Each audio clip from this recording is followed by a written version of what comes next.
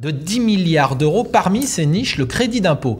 Si celui-ci était entaillé, beaucoup d'entrepreneurs du secteur des services notamment craignent que le travail au noir, par exemple, reparte à la hausse. Reportage dans l'Est de la France de nos correspondants David Brunet et Olivier Saint-Paul. 3 heures par semaine, Magali vient faire le ménage dans cet appartement de la banlieue strasbourgeoise.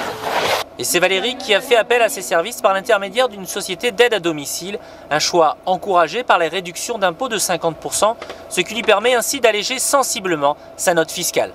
En partie oui, parce que ça me permettait d'augmenter les heures, d'avoir plus d'aide ménagère et moi de me libérer du temps forcément. Et donc oui, en partie, puisque je récupère 50% de ce que j'investis, quoi. Concrètement, ça fait combien ? Ça fait aux alentours de 3 000 € sur ma déclaration fiscale. Une économie non négligeable qui pourrait être remise en cause par le gouvernement, avec comme conséquence un coup de frein au développement d'un secteur jeune et en plein boom, comme la société de Laurent Lartaud à la tête d'un groupe de 900 personnes sur toute la France. Passer par une société sous agrément contrôlée, c'était la garantie pour les familles d'avoir de la sécurité, d'avoir tout le temps un intervenant.